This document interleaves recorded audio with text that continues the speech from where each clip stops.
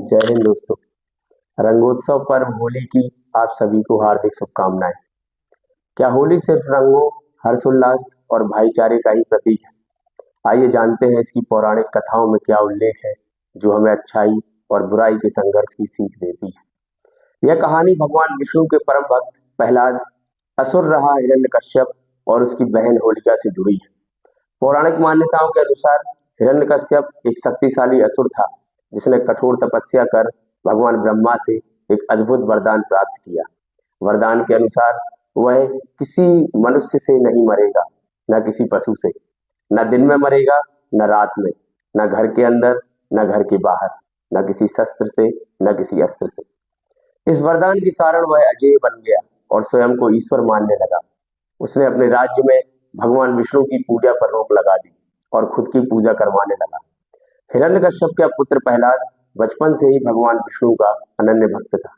वह अपने पिता के विपरीत जाकर भगवान विष्णु की भक्ति करता था।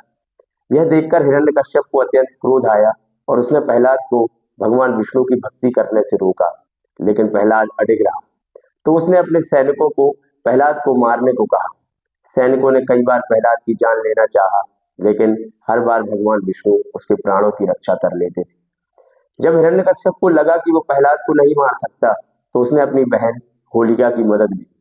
होलिका के पास एक अद्भुत चादर थी जिसे पहनने से अग्नि उसे जला नहीं सकती थी। हिरण्यकश्यप ने योजना बनाई कि होलिका इस चादर को ओढ़कर प्रहलाद को गोद में लेकर जलती आग में बैठेगी, जिससे प्रहलाद जलकर मर जाएगा और होलिका सुरक्षित बच जाएगी।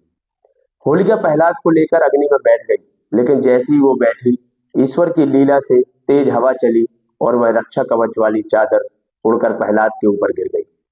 होलिका जलकर भस्म हो गई और प्रहलाद सुरक्षित बच गया। होलिका दहन का आयोजन इसी घटना की याद में किया जाता है। यह घटना दर्शाती है कि बुराई कितनी भी शक्तिशाली क्यों ना हो, अंत में सत्य और भक्ति की ही विजय होती है। अन्याय और अधर्म का अंत होना अब आवश्यक है और धर्म की सदा विजय होती है। बाद में भगवान विष्णु ने नरसिंह अवतार रखा और असुर हिरण्यकश्यप का अंत किया। अतः हमें सदैव सत्य और न्याय के मार्ग पर ही चलना चाहिए। पुनः आप सभी को होली पर्व की हार्दिक शुभकामनाएं। आपका जीवन सदैव रंगों से भरा रहे और ईश्वर से यही कामना है। इस वीडियो में इतना ही।